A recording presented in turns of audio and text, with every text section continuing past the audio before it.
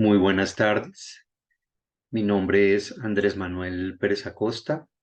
Soy profesor del programa de psicología de la Universidad del Rosario en Bogotá y es un gusto participar en el sexto Congreso Internacional de Psicología, Nuevas Tendencias en la Psicología Clínica y Forense, organizado principalmente por Levens Capacitaciones.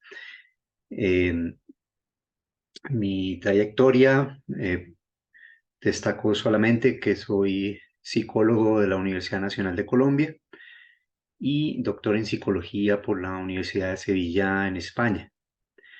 Eh, Fundé y estoy codirigiendo el Observatorio del Comportamiento de Automedicación, el cual tiene, por supuesto, una estrecha relación con el tema de mi conferencia, la cual se titula Psicofarmacovigilancia, el rol de la psicología en la educación preventiva alrededor del uso de medicamentos. Bien, quiero agradecer um, no solamente al personal de Levens Capacitaciones, sino también a mi jefe, el director del programa de psicología de la Universidad del Rosario, Juan Gabriel Ocampo, por su apoyo constante a mi participación en eventos internacionales como este. Eh, y, por supuesto, el personal de Levens, Byron Cajamarca, Jocelyn Gavilanes, por su invitación amable y apoyo logístico para este evento. Y finalmente al personal académico y administrativo, colaborador del Observatorio del Comportamiento de Automedicación de la Universidad del Rosario, el cual pertenece a los programas de medicina y psicología principalmente, con quienes he construido en los últimos 15 años conocimiento e intervenciones sobre el fenómeno complejo de la automedicación. Bien, justamente es interesante mostrar en un congreso de psicología un campo relativamente nuevo de investigación e intervención. Eh, de hecho, en este congreso, pues se hace énfasis en dos áreas que son psicología clínica y psicología forense. Y esta área que yo les estoy mostrando, pues tiene una conexión, no tan directa, pero sí tiene una conexión con estas dos áreas y ya lo verán ustedes. Eh, el- Aquí el contexto de lo que quiero hablarles es el tema de los medicamentos. Es decir, cómo las personas nos relacionamos con los medicamentos. Los medicamentos se han vuelto un objeto, una tecnología y un producto contemporáneo que está marcando nuestra cotidianidad de una manera importante y creciente. Quiero en ese sentido, pues, aclarar de qué estamos hablando. En ese sentido, pues les voy a mostrar aquí una diapositiva acerca de los medicamentos y su clasificación, para que ustedes entiendan de qué es lo que estamos hablando. Según el contexto en el cual se usa el medicamento, podemos definir o clasificar más bien a los medicamentos en dos grandes categorías. Por un lado, están los medicamentos prescritos, es decir, aquellos, como se muestra aquí en la primera categoría, se prescriben, se formulan, se recetan por parte de un profesional de la salud, facultado, típicamente un médico. Pues esto según las leyes del país o del estado en cuestión. Y la segunda categoría de la que estamos hablando y que es bien importante para el fenómeno que quiero mencionarles acá y el nuevo campo de intervención psicológica que quiero mostrarles, es el tema de los medicamentos por fuera de la prescripción. En inglés, non-prescription drugs, que a su vez tiene una subclasificación en estas categorías. Medicamentos OTC, ese es un término muy usual en este medio, que son los medicamentos de venta libre. Over the counter significa pues que están disponibles en el mostrador, es decir, en una tienda, en un supermercado o en una farmacia están disponibles de una forma directa sobre el mostrador. Lo puedo tomar simplemente y comprarlo. Pero también hay otras categorías aquí como BTC, Behind the Counter, ya la explicaré, y una que es bien importante y polémica, pero súper importante para entender la problemática de la cual quiero compartirles, es UTC, Under the Counter, que se refiere a los medicamentos del mercado negro. Me estoy basando para esta clasificación en el artículo Automedicación y términos relacionados, una reflexión conceptual que publiqué con la doctora Ángela Ruiz Stenberg en el año 2011 en la revista Ciencias de la Salud. La doctora Ruiz Stenberg es una médica, ginecobstetra, con quien he tenido la oportunidad de colaborar y reflexionar sobre el tema de la automedicación. Bien, estamos hablando eh, principalmente de medicamentos que no requieren prescripción. Esa es una categoría que incluso tiene su propio descriptor en la Biblioteca Nacional de Medicina de Estados Unidos. Tiene un descriptor MESH. MESH son las palabras clave en ciencias de la salud. Como ven ustedes aquí, se introduce este término en el año 2009 y se refiere a los medicamentos o medicinas que pueden ser vendidas legalmente sin una prescripción médica. Esto, pues vamos a ver, ofrece una oportunidad para un problema, o sea, el contexto para un problema importante de salud pública. Entonces, ya veremos esto un poco más adelante. Hay otra categoría aquí, como les decía previamente, que está relacionada, que es Behind the Counter, que es una categoría intermedia entre los medicamentos de venta libre directa y los de prescripción. Behind the Counter, las medicinas que están almacenadas detrás del armario, el contador de una farmacia, y que requiere la atención o consejo de un farmacéutico antes de ser dispensada o administrada al consumidor o paciente. Entonces, esos medicamentos están detrás del mostrador y hay un farmacéutico o dependiente de farmacia intermediando entre ese medicamento y el usuario final que compra y consume eventualmente ese medicamento. También es una categoría diferente y pues tiene implicaciones propias.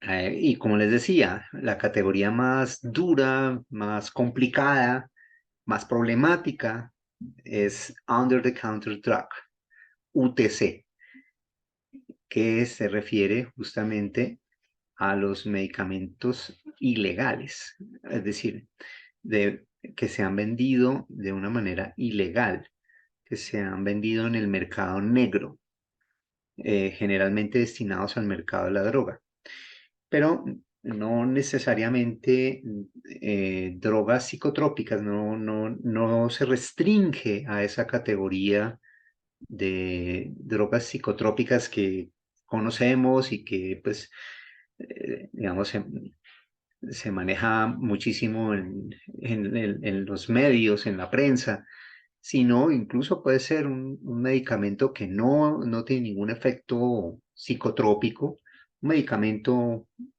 digamos, para un cuadro estrictamente físico, pero cuya consecución se ha hecho por medios ilegales, por medio del mercado negro de medicamentos.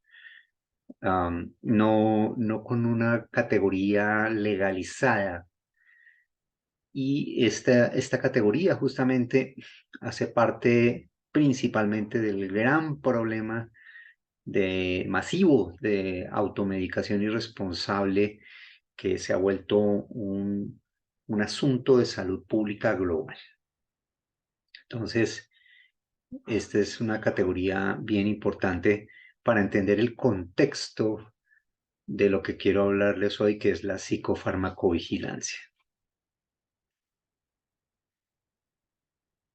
Bien, las tres categorías de las cuales les hablé en general hacen parte de una más general, como les dije, que es medicamentos de venta libre, medicamentos que están por fuera de la prescripción médica, que no han sido recetados por un médico.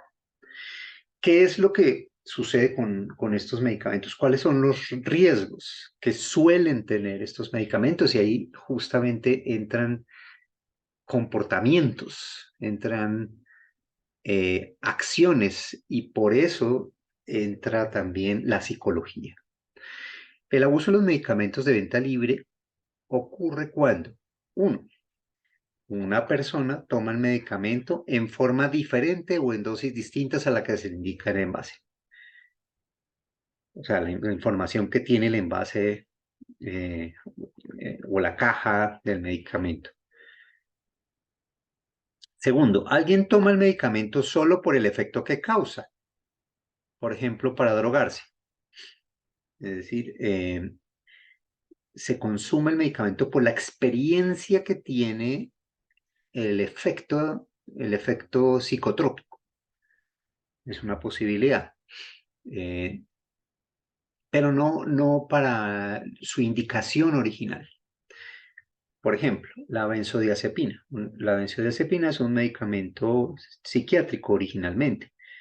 Su indicación es justamente como un ansiolítico para combatir los cuadros de ansiedad. Pero una persona en otro contexto y otras motivaciones, por ejemplo, una motivación lúdica, le podría interesar la sensación de este medicamento per se, ¿no? O sea, es un uso lúdico recreativo, hace parte de este fenómeno complicado. O también sucede algo que es muy frecuente y es que se mezclan medicamentos de venta libre para crear un producto nuevo. Somos muy creativos en ese sentido, especialmente en nuestros contextos latinoamericanos, solemos hacer eso muy fácilmente. Por ejemplo, en este momento les confieso que estoy un poco agripado y pues digamos, si yo me comporto como suele comportarse el promedio de la población, pues recurro aquí a lo que en Colombia llamamos la bomba, ¿no? Entonces, a, a buscar en la farmacia un mix de varios medicamentos, eh, por ejemplo, antihistamínico, analgésico, etcétera, para combatir los síntomas, pero mezclando varias categorías, lo cual puede ser, de hecho, riesgoso, peligroso, mm, en, en el caso de algunas personas que puedan tener sensibilidad a los agentes activos de esos medicamentos. Entonces, como ven ustedes, pues la psicología entra aquí en el momento en que actuamos con los medicamentos de una manera irresponsable. Ahí algo tendremos que hacer. Entonces, ¿qué es lo que está sucediendo? Están dados los medicamentos. Está dado el contexto principalmente de no prescripción. ¿Qué hacemos con eso? Como bien muestra aquí la fotografía, hacemos cosas irresponsables, o sea, abusamos de los medicamentos, los consumimos de una manera inconsciente, impulsiva, irresponsable. La automedicación originalmente es un comportamiento de autocuidado de la salud. O sea, esto aquí, digamos, es importante aclararlo. no se trata de un comportamiento malo per se, sino que originalmente hacemos esto. Incluso nuestros antecedentes evolutivos, otras especies lo hacen. Buscan en la farmacia de la naturaleza agentes activos farmacológicos para ayudarse ante síntomas o enfermedades que puedan sufrir, por ejemplo, una invasión de parásitos. Entonces, la automedicación es una forma de autocuidado de la salud originalmente y es un comportamiento en ese sentido bueno, adaptativo.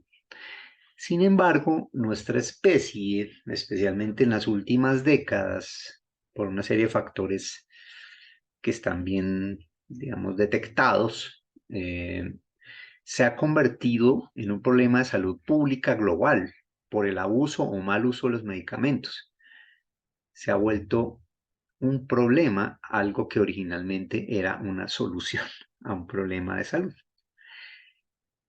Las consecuencias del abuso o el mal uso van desde efectos inocuos como el placebo hasta la muerte. O sea, es un espectro amplio de consecuencias, pasando por intoxicaciones y eventos ambientales serios como la resistencia microbiana a los antibióticos. Este último es un efecto muy, muy peligroso. De hecho, estamos viendo las consecuencias muy especialmente en esta época. La resistencia microbiana es algo grave porque está matando a miles de personas al año por cuenta de bacterias multiresistentes que ya, digamos, no se ven afectadas por los antibióticos que usamos. Entonces, eh, se requieren dosis más altas o antibióticos mucho más fuertes. Y esto se debe en parte a el mal uso que hacemos de los antibióticos, o sea, usarlos cuando no se deben usar. Y también tiene otra fuente muy importante, la resistencia microbiana a los antibióticos, y es el uso masivo en producción animal, eh, especialmente en zootecnia de especies de producción, de carne, de leche, etcétera. Los productores están abusando de estos antibióticos y no lo están usando para un efecto terapéutico, sino para un efecto preventivo, para, digamos, eh, buscar que los animales tengan una mejor salud de manera preventiva, pero lo que están haciendo realmente es introducir más y más eh, agente activo antimicrobiano en el ambiente y esto lo que genera es un efecto ecológico de resistencia de los microbios. Entonces se vuelven más resistentes. Entonces, esta es una de las consecuencias más graves que tiene la automedicación irresponsable a nivel global y ecológico. Bien, ante toda esa situación, desde hace unos 15 años, he venido pues, explorando este tema, he venido haciendo un seguimiento de este fenómeno, no solo afortunadamente, sino en la compañía muy grata y productiva de colegas, psicólogos, y médicos y otros profesionales de la salud, principalmente explorando las causas, por un lado, y también las posibilidades de intervención del fenómeno de la automedicación irresponsable. Y a partir del año 2014 fundé el Observatorio del Comportamiento de Automedicación, siglas OCAM, en el programa de Psicología, Escuela de Medicina y Ciencias de la Salud de la Universidad del Rosario. Aquí quiero mostrarles un video en el cual se muestra cuál es digamos, la acción en este observatorio y algunos resultados que hemos tenido. Antes les digo que el observatorio originalmente se define como un recurso público académico que tiene como propósitos la definición, clasificación, medición, explicación, divulgación e intervención del comportamiento de automedicación con base en la evidencia científica más reciente que esté disponible. Fue fundado el 21 de abril de 2014, es decir, que el próximo año ya cumple 10 años. Entonces voy a mostrarles el video que les anuncié.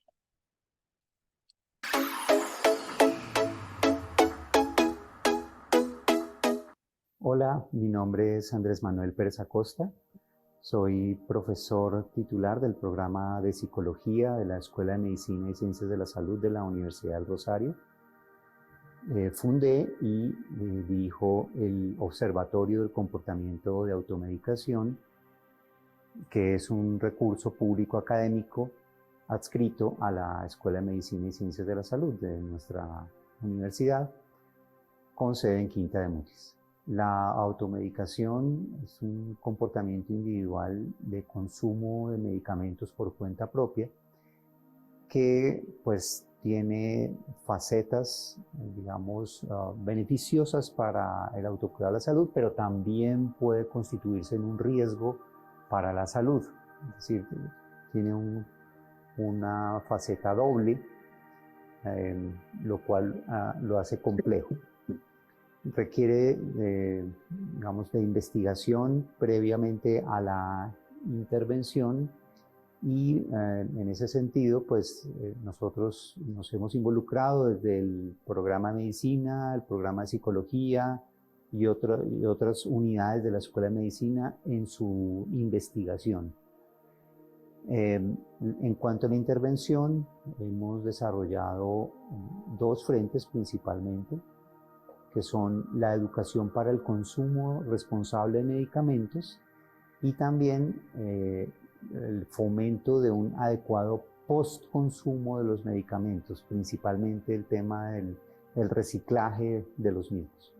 El observatorio es un recurso de ciencia abierta, ha tenido siempre esa política necesariamente porque nos interesa que el público en general conozca el fenómeno y también el observatorio como tal, al ser abierto, nos permite generar intervenciones para ayudar principalmente en la educación para el consumo y el postconsumo responsable de medicamentos. En particular, con respecto a la investigación, nosotros nos hemos involucrado en proyectos colaborativos de investigación, principalmente en farmacovigilancia, que es el conjunto de acciones para, como su nombre lo indica, vigilar el resultado o los efectos adversos que tienen los medicamentos. Entonces, estas investigaciones que hemos efectuado en colaboraciones nacionales e internacionales, además de que se han publicado principalmente en revistas indexadas, nos hemos encargado de que también aparezcan en el portal del observatorio en la sección de publicaciones. Es decir, todo este material está disponible para cualquier persona que desee consultarlo. Ahora, con respecto al tema de la intervención, ha sido bien importante que haya un carácter abierto de nuestro observatorio. Voy a mencionar una experiencia particular que ha sido muy importante, que fue los comunicados públicos que hicimos en la pandemia con respecto al consumo de dióxido de cloro, por un lado, y otro comunicado con respecto al abuso o mal uso de la ivermectina en la pandemia. Estas dos sustancias se abusaron mucho durante la pandemia por cuenta de las redes sociales. Y nosotros como observatorio participamos junto con otras entidades como la Asociación Colombiana de Farmacovigilancia, entre otras entidades, en generar comunicados públicos que advirtieran a la población sobre el riesgo de consumir estas sustancias para combatir o prevenir la COVID-19. Finalmente, invito tanto a la comunidad rosarista como al público en general a conocer el contenido del observatorio, pero también a interactuar, a comentar, a participar.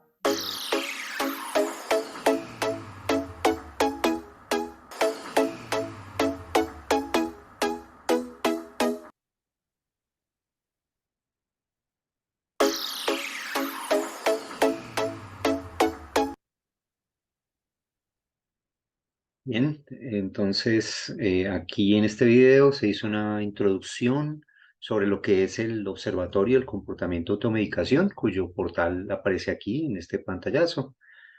Y bueno, pues remito también a la editorial publicada en la revista Ciencias de la Salud en el año 2020 de Carlos Calderón, médico farmacólogo, Franklin Soler, psicólogo, y este servidor, también psicólogo, acerca del Observatorio del Comportamiento de Automedicación y su rol en la pandemia de COVID-19, que fue bastante importante. Bien, ¿de qué estamos hablando cuando hablamos de automedicación? Este no es un tema obvio, realmente. Y pues, para explicarles un poco al respecto, les voy a mostrar lo que sería una definición oficial de automedicación que aquí llamo definición clásica, que aparece como Mesh Term o descriptor de ciencias de la salud en la biblioteca de la Biblioteca Nacional de Estados Unidos. Como ven ustedes aquí, self-medication o automedicación, actualizado en 2021, es la autoadministración de medicamento de una forma no prescrita por un médico o de una manera no dirigida por un médico. Digamos que esa es la visión clásica, aunque con el transcurso de los años, el conjunto de investigaciones que hemos hecho nos ha mostrado que el fenómeno probablemente es más amplio que esto. O sea, esto es correcto, pero tal vez hay mucho más que esto. En ese sentido, desde el observatorio hemos querido hacer una invitación a una nueva definición o una redefinición del comportamiento de automedicación. Fíjense ustedes la palabra comportamiento, lo cual muestra justamente el rol de la psicología aquí, porque se trata de un comportamiento individual, lo cual se constituye, por supuesto, en un objeto de estudio de la ciencia psicológica. Entonces, aquí les voy a mostrar una propuesta. Esto no es algo oficial, sino es una propuesta que recoge muchos de los aspectos que hemos estudiado desde hace varios años en el observatorio.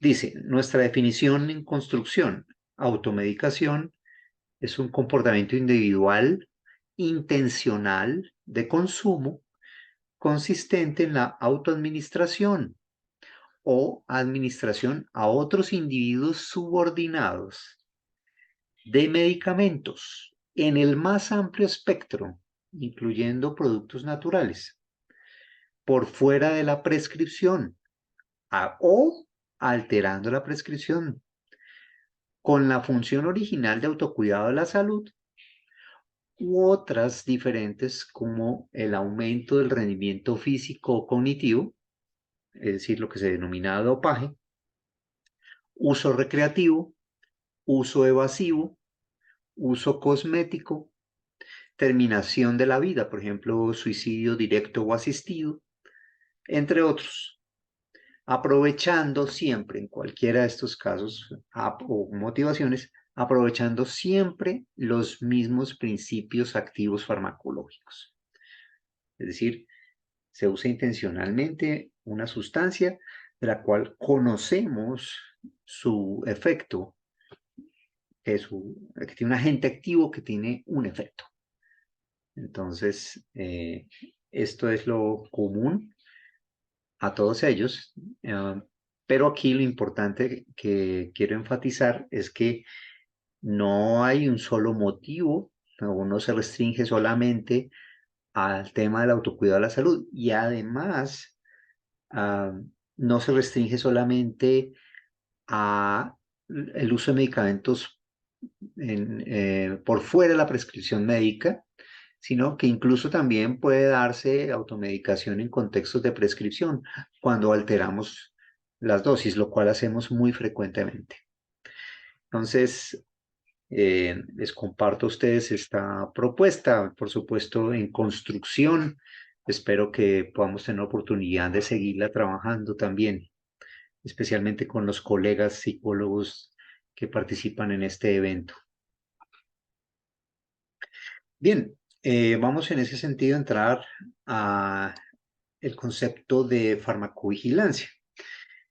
Este concepto pues es muy usual ya entre médicos, entre farmacólogos, entre farmacéuticos. Sin embargo, es mucho menos conocido entre los psicólogos y me parece importante pues introducirles a ustedes, presentarles a ustedes este concepto que ofrece un nuevo campo de investigación e intervención para la psicología. Aquí me voy a basar para la definición en este libro, que a su vez se basó en la OPS, Organización Panamericana de la Salud. Este libro de farmacovigilancia y farmacia clínica define la farmacovigilancia como la ciencia y las actividades relacionadas con la detección, la evaluación, el entendimiento y la prevención de los eventos adversos o cualquier otro problema relacionado con los medicamentos. Entonces,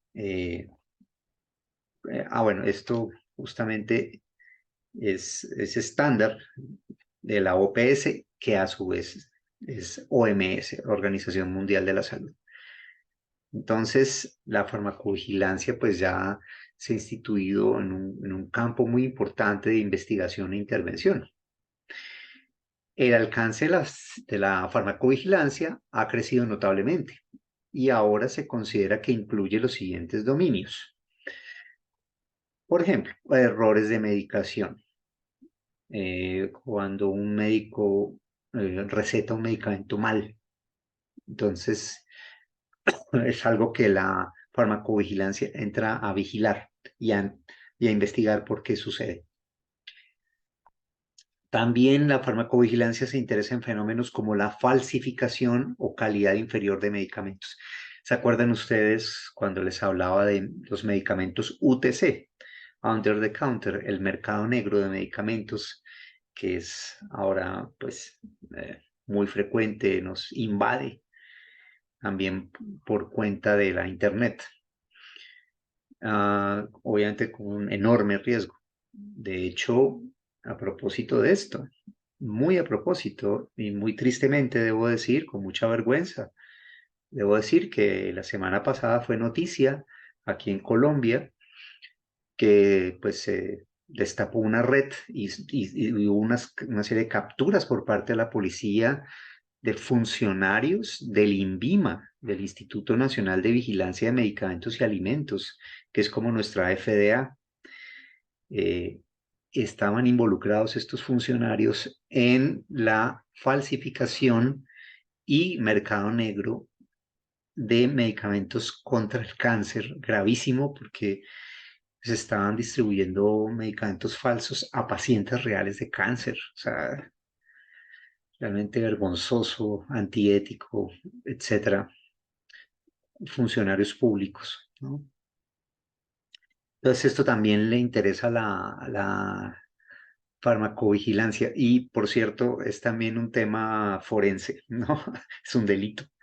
Esto podría interesar también a los psicólogos forenses. ¿Por qué nos involucraríamos en un delito tan terrible? Bien, también la farmacovigilancia se interesa en la falta de eficacia de los medicamentos, que puede tener múltiples razones. O sea, un medicamento que no funciona por alguna razón, que puede ser debida a la gente, pero también puede ser debida a la interacción con el organismo que lo recibe. Aquí este que es muy relacionado con lo que estoy hablando hoy, que es el mal uso y o abuso de los medicamentos. Aquí es donde entra muchísimo el tema psicológico, el tema de comportamiento individual, o sea, lo que hacemos con esos medicamentos como consumidores, que es abusar de ellos, consumirlos sin mucho conocimiento profundo, de una manera impulsiva e inconsciente. Y finalmente también la farmacovigilancia se interesa por la interacción entre medicamentos y pues, de hecho esa interacción puede darse justamente por estos comportamientos abusivos. Es decir, cuando empezamos a hacer mezclas, cuando empezamos a mezclar y ojo, no solamente medicamentos entre sí, sino también mezclar medicamentos con, por ejemplo, ciertos alimentos o ciertos contextos, sustancias con las cuales suceden interacciones no deseadas.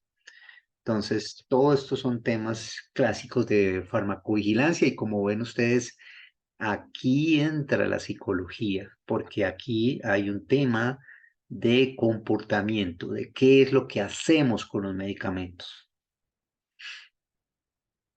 Justamente aquí en este diagrama de Venn que publiqué en un capítulo sobre automedicación y farmacovigilancia, junto con el doctor Carlos Calderón, titular de farmacología de la Facultad de Medicina de la Universidad del Rosario.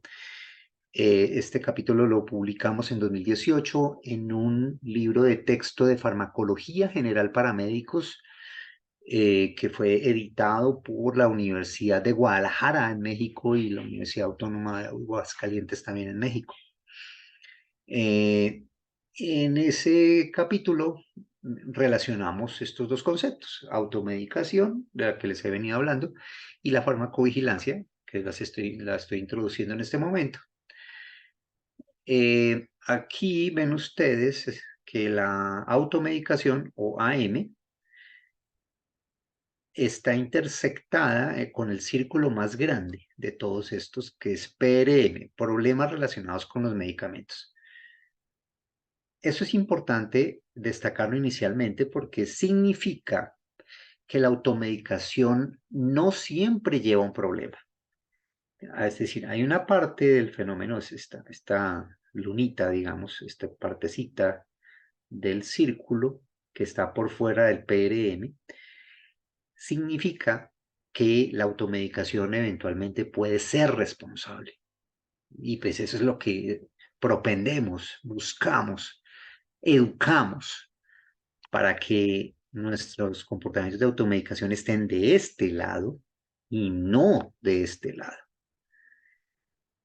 Infortunadamente, pues tenemos que la mayor parte de comportamientos contemporáneos de los individuos en el uso de medicamentos es problemático, es decir, cae en esta categoría de PRM, está intersectado con PRM, que es problema relacionado con medicamentos. Cuando hablamos de problema, puede ser, por ejemplo, un efecto del medicamento, un efecto adverso, EAM, efecto adverso, por ejemplo, cuando se abusa de un medicamento y nos intoxicamos. Por ejemplo, la ivermectina que se usó mucho durante la pandemia como un supuesto medicamento, digamos, preventivo de la COVID-19. Se informó muy mal en ese sentido en toda América Latina y en Estados Unidos. Y pues resulta que el abuso de la ivermectina pues tiene pues, de hecho consecuencias importantes porque originalmente se trata de un antiparasitario veterinario para animales. Y estábamos tomando en la pandemia esto como una especie de vacuna. Entonces, por supuesto, esto iba a tener unos eventos adversos de diferente tipo, por ejemplo, renales o cardíacos. Entonces, la automedicación entra en el ámbito de la farmacovigilancia, especialmente cuando se convierte en un comportamiento individual que tiene como consecuencias una serie de eventos adversos dañinos para el individuo. Ahí es cuando se convierte en un problema. Pero, pues, la idea es que, digamos, deje de ser un problema y pase a ser o vuelva a ser un comportamiento de autocuidado de la salud, un comportamiento consciente, con buenas consecuencias, que nos ayude realmente a aliviar un síntoma o a contribuir con la cura de una enfermedad. Eso es lo que, para lo cual originalmente consumimos un medicamento, no para tener otras consecuencias. Bien. El observatorio, como les mencioné y como se mencionó también en el video que les mostré, a raíz de la emergencia global de la COVID-19, que duró hasta hace relativamente poco, pues nos implicó muchísimas acciones. Tuvimos una gran cantidad de intervenciones, más de 50 que están registradas en el portal del observatorio. Los invito en ese sentido a revisarlas.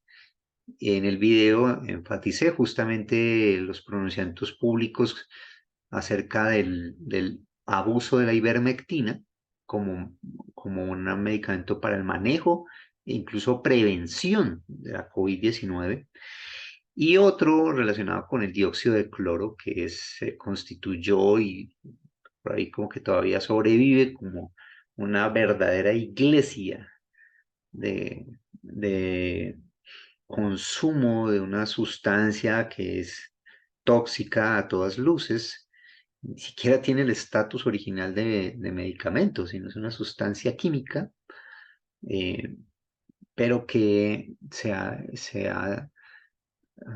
digamos, se ha fomentado, ah, digamos, desde ciertos grupos organizados, y en la pandemia fueron muy activos en toda América Latina, en algunos países, como en Ecuador, por cierto.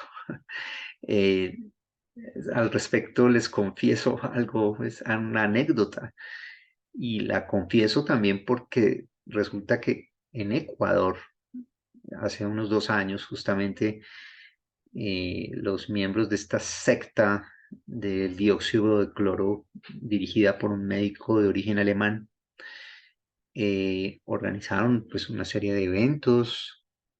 Obviamente en aquella época pues eran eventos virtuales, no eran eventos presenciales, para mostrar y publicitar el dióxido de cloro como una cura para la COVID-19, y además esto tiene antecedentes también en otros cuadros. O sea, no es un tema nuevo.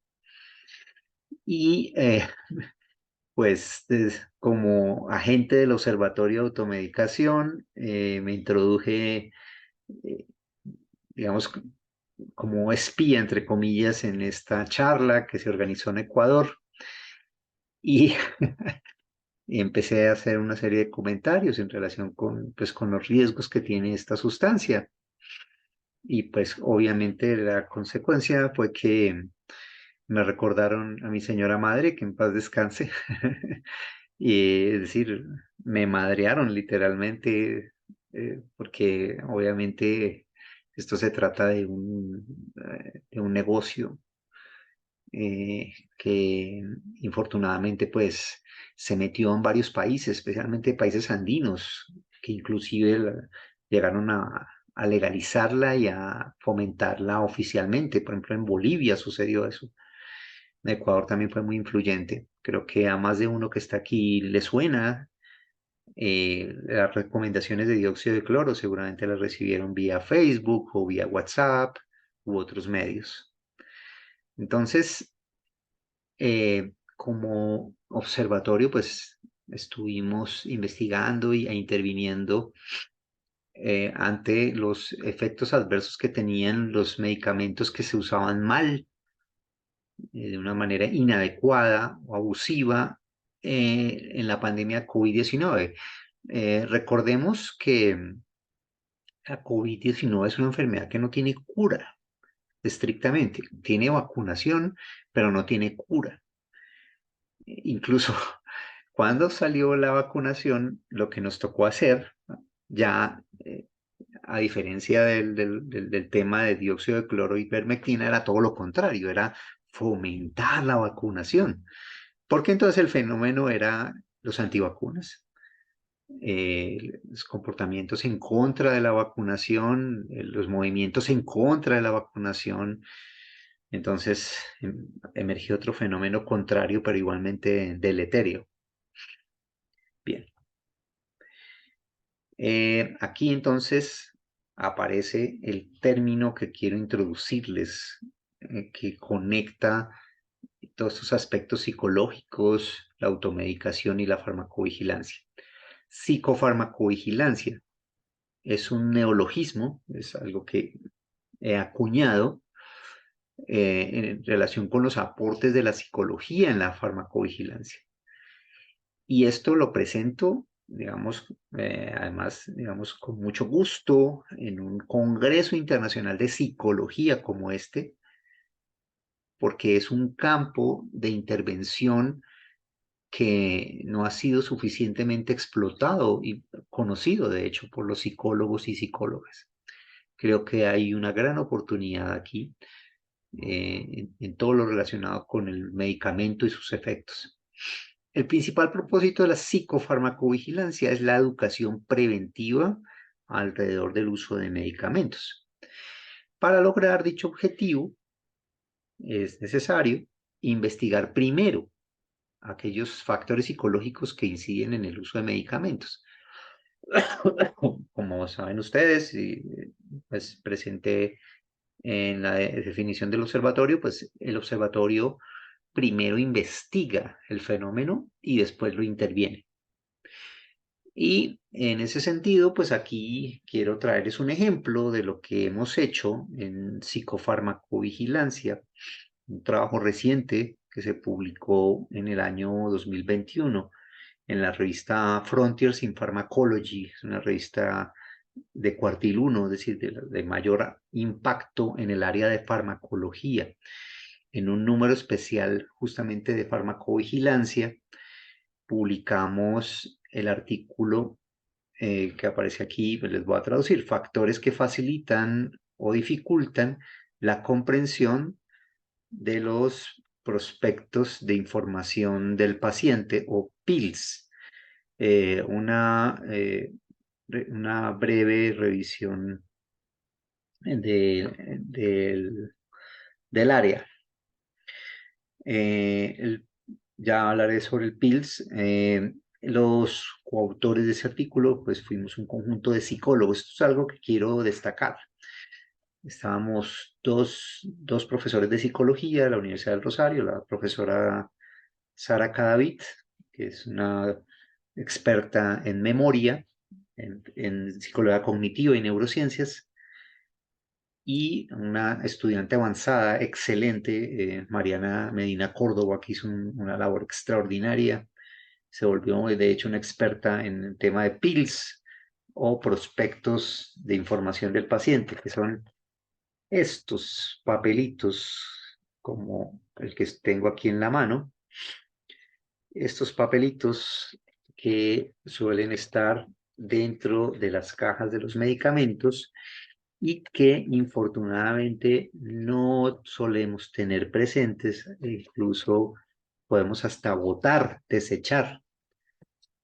Nada raro si vemos que se trata justamente de documentos con una letra muy pequeñita, un texto muy extenso, etcétera. Este tema nos interesó mucho porque de hecho, pues estos prospectos tienen información importantísima que ayudaría a prevenir problemas en el uso del medicamento. O sea, esto está destinado a que usemos de una manera adecuada los medicamentos.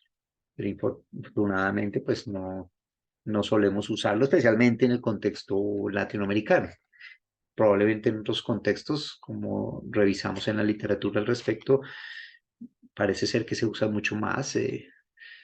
En Europa, en Estados Unidos, como que hay más cultura de uso de estos prospectos, pero en América Latina no.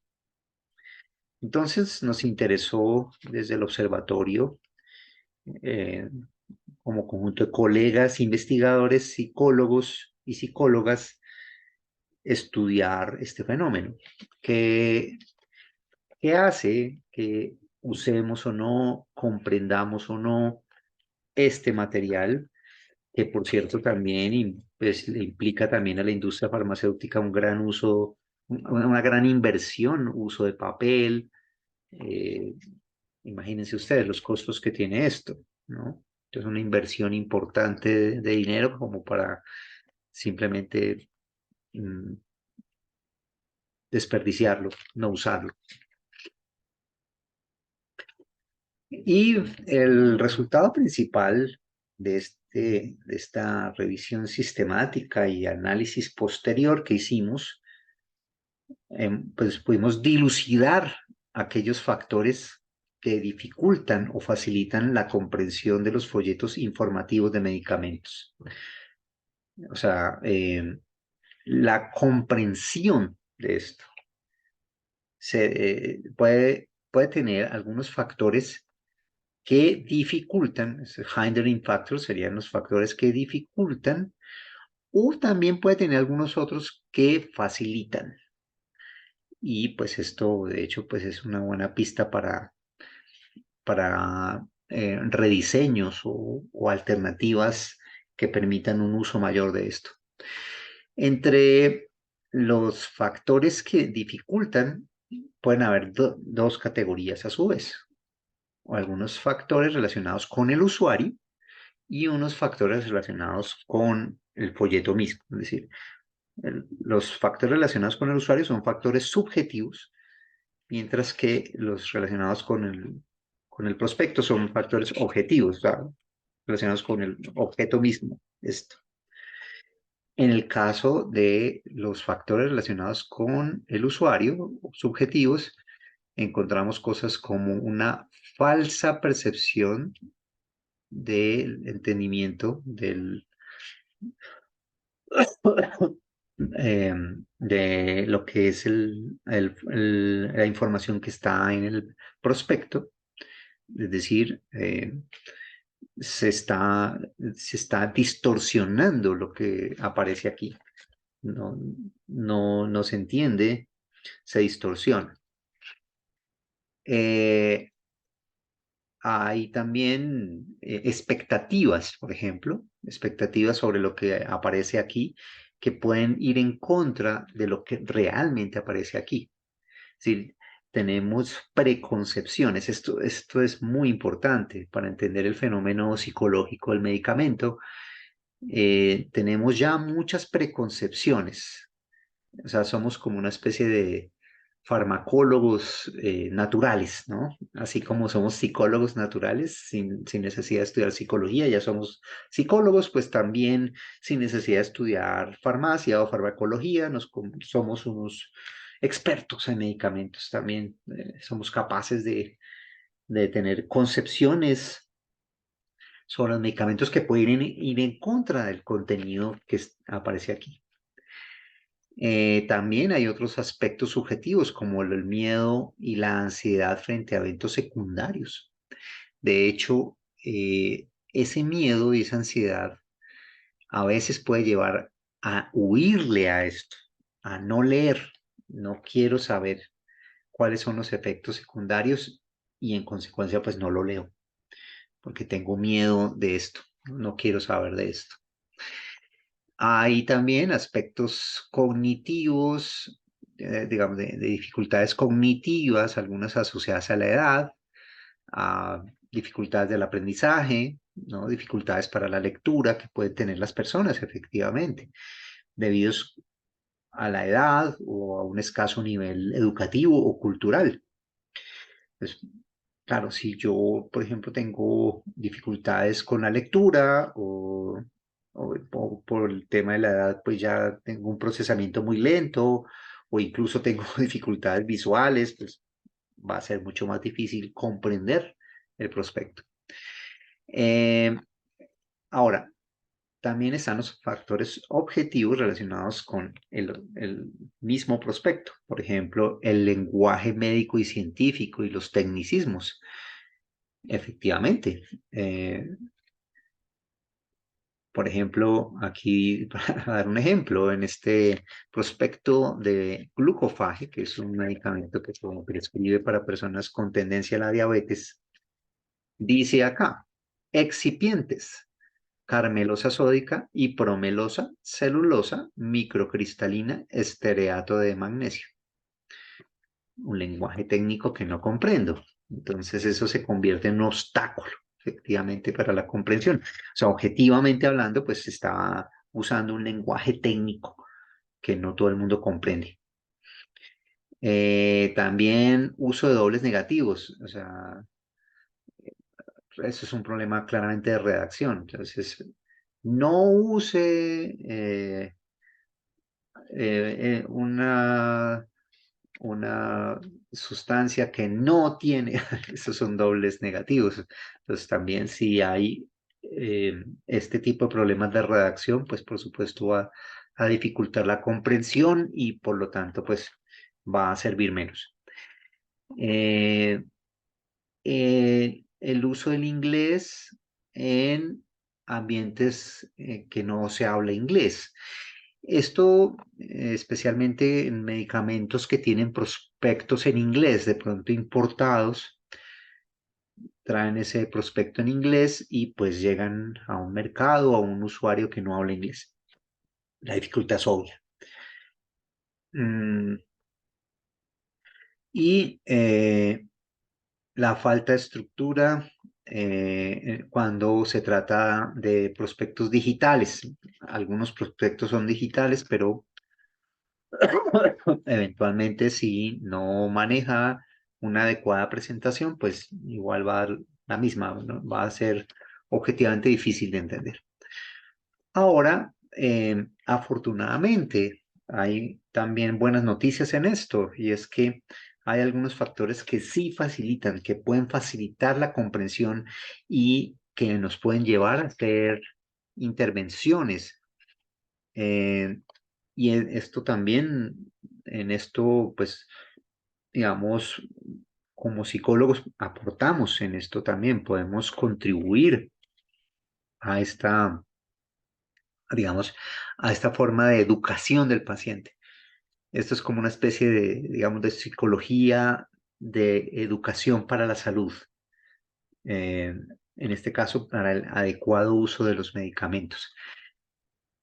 A su vez, los factores que facilitan también están relacionados con algunos relacionados con el usuario o subjetivos y algunos relacionados con el prospecto mismo u objetivos.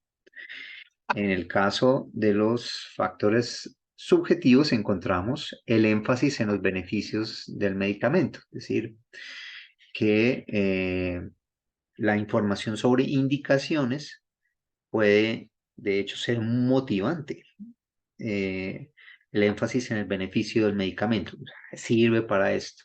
Entonces, esto puede llevar a un uso adecuado.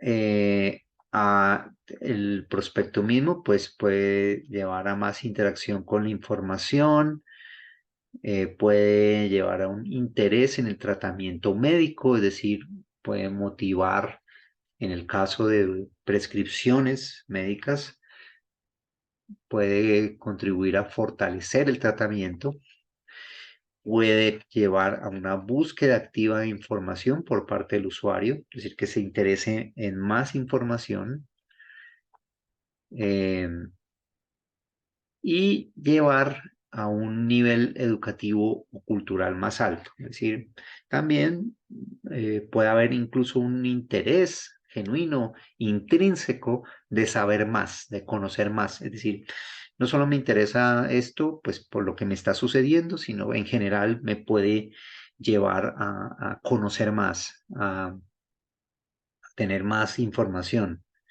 tener mejor nivel educativo y cultural en general. Perdón. Y también hay algunos aspectos que facilitan relacionados con el mismo prospecto que ya se empiezan a ver cada vez más. Por ejemplo, el uso de pictogramas. No es muy frecuente, pero ya cada vez más se empieza a usar y esto pues facilita desde luego la comprensión. Eh, Highlights, o sea, resaltar el gist aquí se refiere como a la esencia o el agente activo del medicamento, ¿no? De resaltar qué es lo que hace este medicamento, el gist, la esencia. Eh, y también en algunas ocasiones se puede dar que hay una igualación o una coincidencia entre el lenguaje del usuario y el lenguaje del prospecto. Esto sucede especialmente entre personas con un nivel alto, un nivel educativo alto, que pueden ser los mismos médicos o el mismo personal de la salud. Si recibe una información de estas, pues la va a comprender mejor, obviamente, porque su propio lenguaje es ese.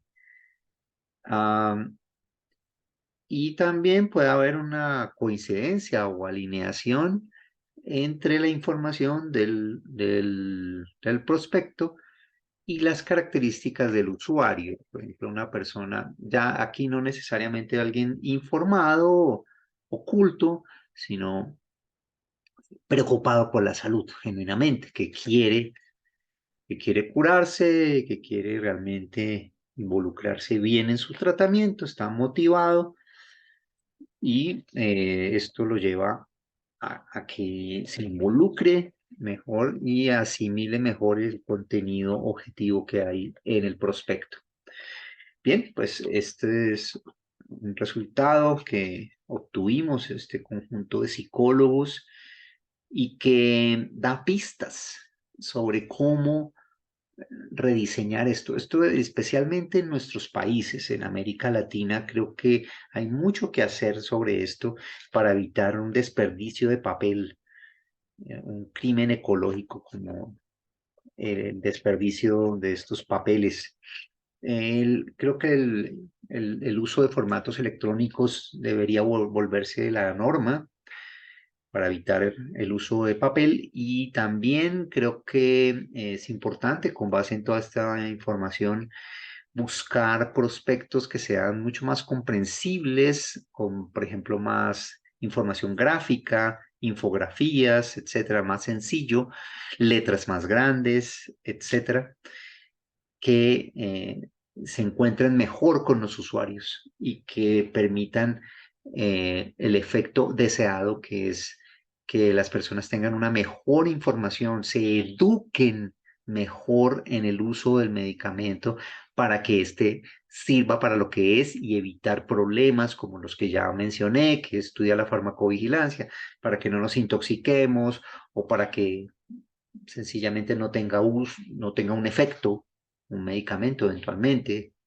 que no se nos convierta en un placebo o que no haya problemas serios como intoxicaciones o incluso la muerte. Bien, ya para cerrar, pues algunos comentarios y conclusiones. Los medicamentos son sustancias farmacológicas usadas o consumidas tanto dentro del contexto de la prescripción médica o de otros profesionales de la salud, como por fuera de la prescripción, por ejemplo, los medicamentos OTC u over the counter. El comportamiento de automedicación originalmente se ha entendido como un fenómeno por fuera de la prescripción. Sin embargo, las alteraciones en la prescripción que solemos hacer los usuarios, como aumentar o disminuir las dosis, cortar o prolongar los tiempos de tratamiento prescrito, son también formas de automedicación, lo cual pues ha llevado a que justamente busquemos una redefinición o una definición más amplia con respecto a la definición oficial que les mostré. Un mismo fármaco, según el país o la época o la persona, puede cambiar su estatus y así ser medicamento de prescripción, u OTC o BTC, UTC, por ejemplo, las benzodiazepinas. Ese es un ejemplo que me gusta mucho porque realmente aplica muy bien. O sea, la benzodiazepina puede ser o es originalmente un medicamento psiquiátrico de prescripción psiquiátrica. Incluso hace algunas décadas se denominaba de control, o sea, como que no era tan fácil conseguirlo, esto estaba muy restringido. Sin embargo, ahora ya no, la palabra control ya no aplica pues con el mercado negro, ya se puede conseguir en Mercado Libre, o sea, es una cosa pues vergonzosa. Y en ese sentido, pues ya la puede encontrar uno incluso en el mercado negro, en el UTC, el Under the Counter, y pues con las consecuencias que esto tiene, ¿no? Independientemente de la categoría que tenga, el medicamento, en tanto fármaco, conlleva riesgos en su uso, lo cual justifica la farmacovigilancia. Es decir, originalmente los medicamentos pues sirven, se supone, para combatir síntomas o curar enfermedades, para el autocuidado de la salud o el cuidado de la salud. Pero, infortunadamente, pues también tienen riesgos. Pueden ser, de hecho, venenos en bajas dosis. Por lo tanto, es necesario vigilar sus efectos y ahí surge el tema de la farmacovigilancia. Bien, las consecuencias de la automedicación o incluso la medicación prescrita son un espectro de, que va desde ningún efecto fisiológico, como en el caso del placebo, pasando por un efecto beneficioso si es responsable, si se hace bien, pero también puede ir pasando a intoxicaciones y finalmente a la muerte. Podemos, de hecho, morir por consumir mal un medicamento. Ahora, la automedicación podría ser responsable si es suficientemente informada, consciente y cautelosa. Para eso es que necesitamos educar y en ese sentido creo que los psicólogos y las psicólogas podemos investigar e intervenir. Tenemos un campo de intervención y en ese sentido invito a los colegas ecuatorianos y latinoamericanos a que nos involucremos en esto mucho más. Sin embargo, o sea, justamente qué es lo que está pasando, o sea, que la automedicación está siendo mucho más irresponsable, se está dando bajo información insuficiente, falsa. Eh, Justamente tenemos el fenómeno de las fake news, la desinformación que fue tan terrible en la pandemia.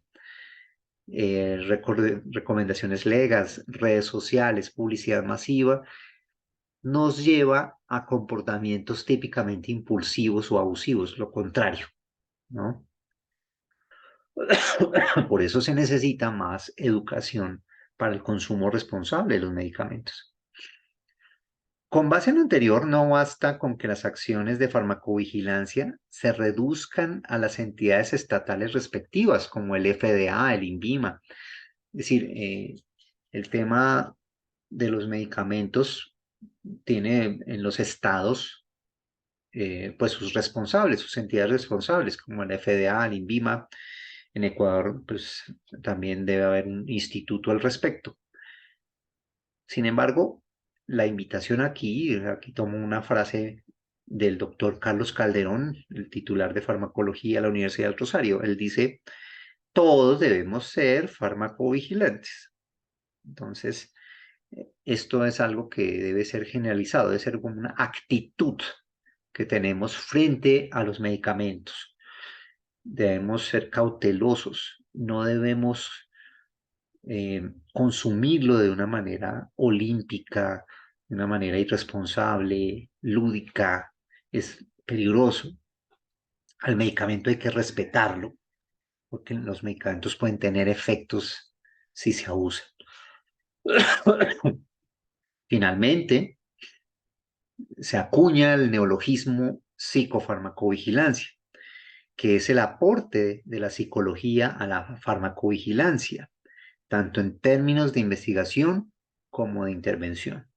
Su propósito es la educación preventiva para el uso adecuado de medicamentos. Por ejemplo, como lo que presentamos aquí, eh, educar, fomentar, promover el uso adecuado, y de hecho el uso, pero además el uso adecuado de los prospectos, de estas informaciones que vienen en las cajas, para que aprendamos qué es ese medicamento, cuáles son sus efectos, para qué está indicado originalmente, pero cuáles pueden ser también los posibles riesgos que tiene. Entonces, de esta manera, pues surge un campo, un nuevo contexto, que es el contexto de los medicamentos, en el cual los psicólogos y las psicólogas, especialmente en nuestro contexto latinoamericano, tenemos mucho que hacer, mucho que investigar y mucho que intervenir. Aquí les comparto las referencias. Esta presentación queda a su disposición. La compartiré con el personal de Levens para que la ponga a su vez en sus correos. Y pues ven ustedes aquí algunos de los trabajos que hemos efectuado, los que se citaron aquí. Bien, pues quedo atento a sus preguntas y comentarios. Muchísimas gracias a ustedes por su paciencia, a Levens por la organización y a la Universidad del Rosario por el apoyo constante. Aquí les dejo el enlace del observatorio, el correo electrónico del observatorio y este es el logo del observatorio. Muchísimas gracias. Una buena noche aquí en Bogotá, Colombia, allá en Riobamba, Ecuador, que espero algún día conocer físicamente.